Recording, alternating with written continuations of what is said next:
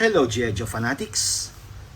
So ito, nandito na naman tayo para mag-review, suriin, tignan o itong si G.I. Joe Classified Series Quick Kick.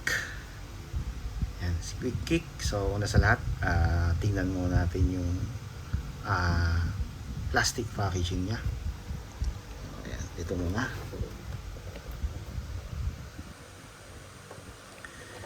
So ayan, ito yung plastic packaging na binalik uli nila sa dating nanggaling sa pre-plastic packaging, ngayong plastic packaging. So ayan, ito yung artwork ni Quick Kick. So okay naman yung artwork niya, medyo may kamukha lang siyang artista dyan. Then G.I. Joe Classified Series Quick Kick, G.I. Joe Quick Kick Hasbro. Then pang number 116 siya sa line. Ayan, ito yung mga QR code and attributes niya. Ayan. Then sa kabila, yung buong artwork niya yung sa gilid. Ayan. So, okay naman din yung artwork niya. Ayan, 116. So, sa likod,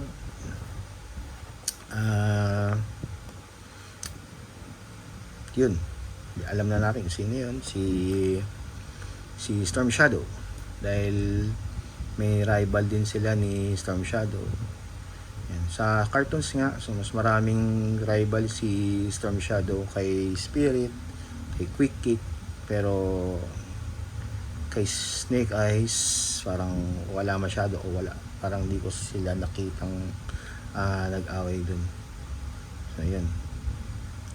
Mas maraming laban kay Spirit, kay Quick Kick, si Storm Shadow. Yan. So dito yung artwork niya, yung throwing stars niya, then yung design niya sa pants niya sa gilid.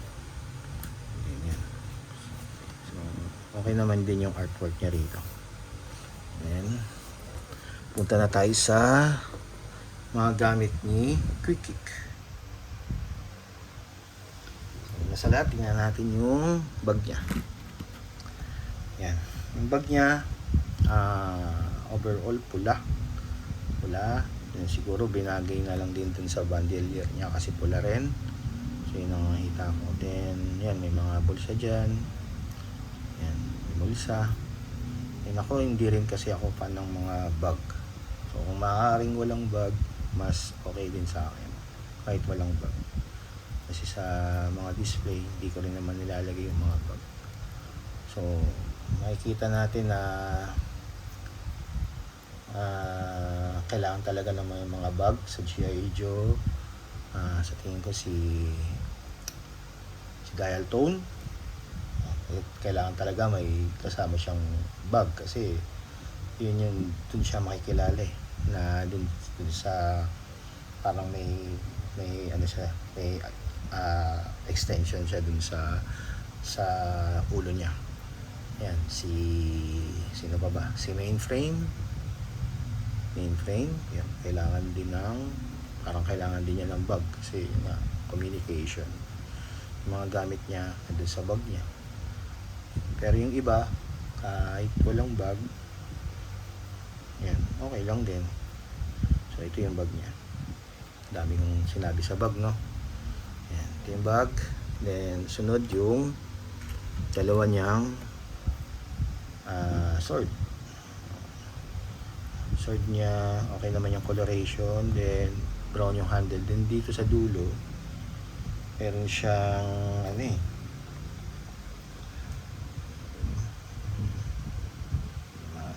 mas parang meron siyang ulo ng isang hayop. Hindi ko maano kung anong ulo to.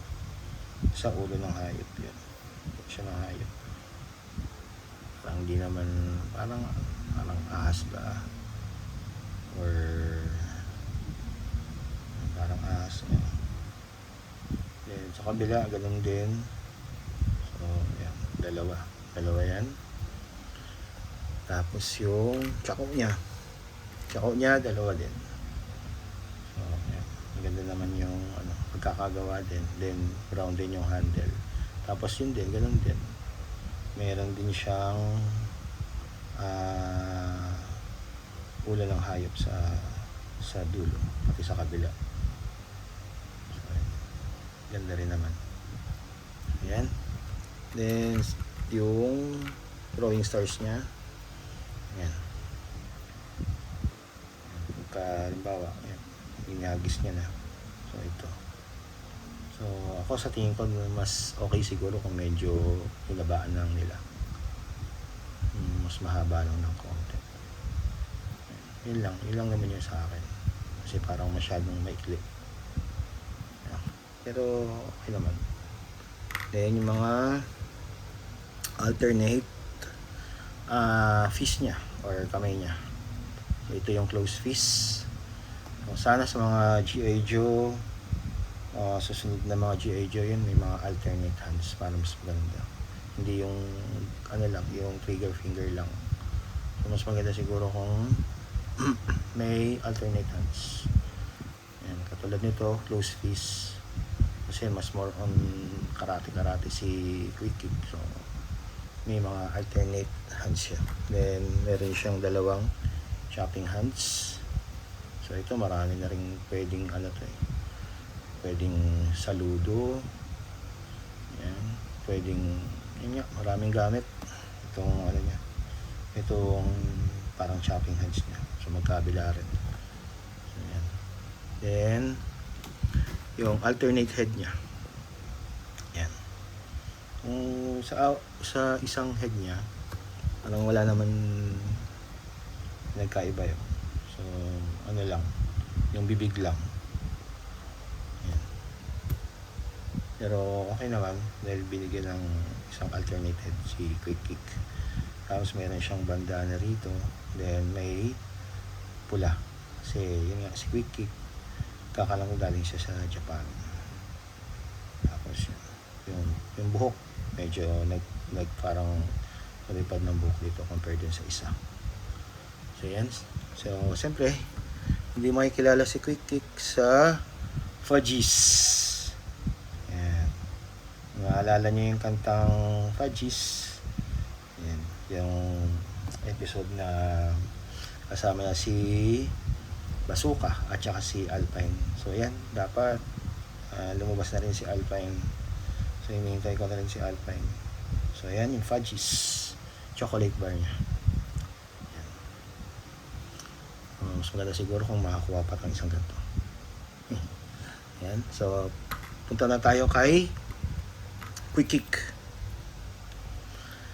Yan, si Quick Kick. So pagdating sa head sculpt, okay na okay siya. Pero ito lang ang ang observation ko na hindi niya kamukha yung mismo sa cartoons. Hindi ko alam kung baka maglabas sila ng retro carded din ng Quick Kick. Hindi natin masabi. Pero hindi niya kamukha eh. Iba yung mukha ni Quick Kick dun eh, sa cartoons eh. Parang mas malaki yung panga niya eh. So, pero overall, okay din naman ang head sculpt. Pero yun nga, hindi niya kamukha yung sa cartoons.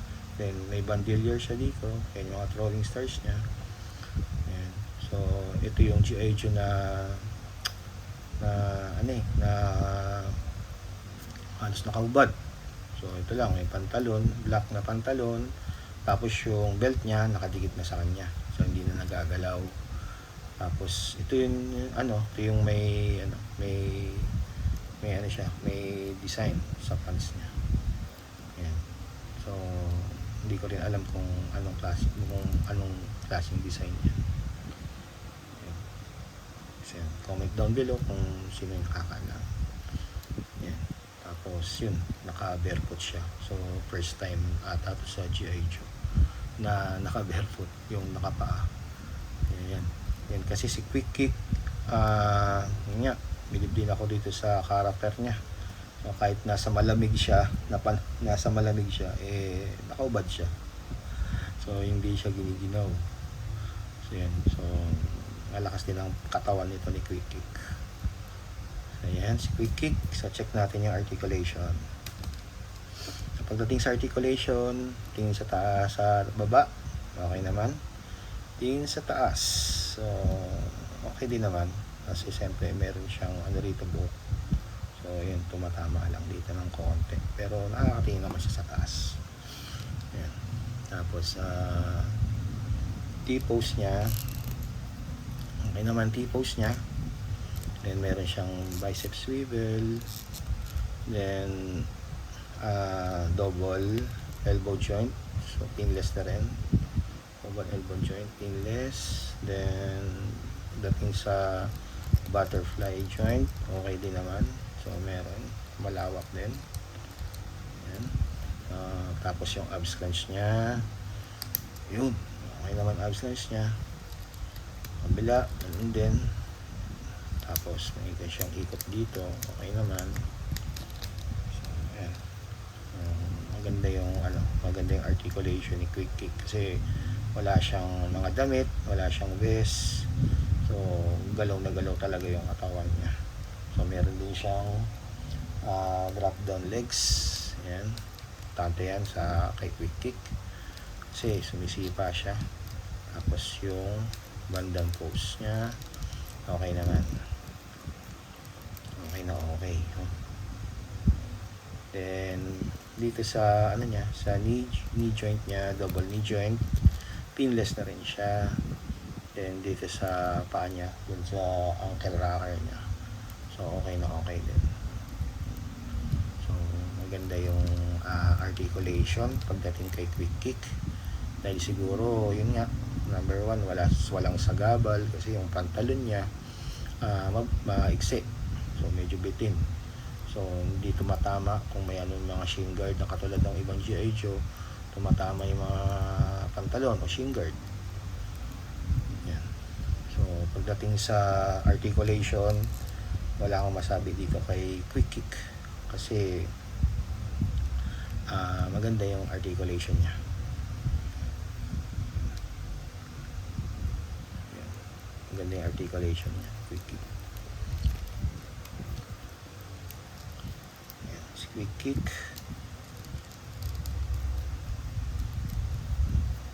Then subukan natin yung isa niyang alternate head. Madali lang din siyang tanggalin. Yan. So maganda rin naman. So yun nga, siya, parang nakangusok, tawagin, nakangusok. Tapos yung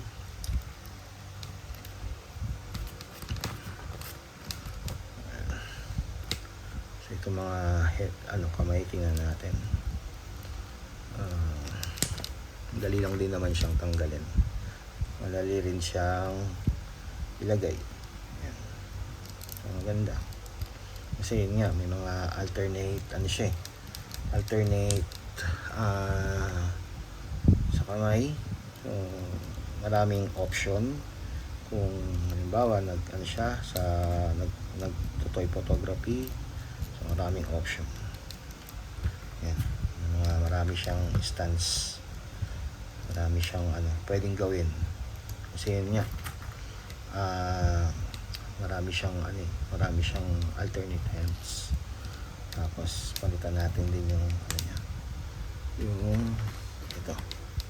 Ito maganda rin to. Kasi marami rin siyang pwedeng gawin pagka ito yung kamay niya. Yan. Dami rin siyang pwedeng So yan, pwedeng pagkakarate, di ba? Yan. Para mga pang Bruce Lee effect siya. Then pwede rin siyang sumaludo. Pwede siyang sumaludo, di ba? So, ang dami niyang pwedeng gawin. Yan. Yan. Pero siyempre,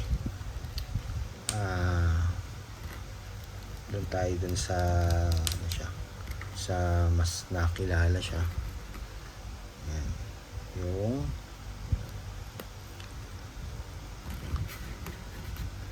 hawak niya yung fudgies. Yan. Hawak niya yung fudgies. Ayan. So pagdating kay Quick Kick, sa cartoons, marami rin siyang ganap. So may sarili siyang storyline. Tapos yun nga, yung rival nila ni Storm Shadow. Tapos meron pa siyang love life din. Marami rin siyang ganap sa cartoons. Kaya masasabi ko na si Quick Kick isa must din na sa mga nagko-collect ng mga G.I. Joe classified series. So yan, nakain na siya. Fudgies. Yan, si Quick Kick. Yan, si Quick Kick. So yan, maraming salamat sa mga nanood, tumakilik. Yo Joe!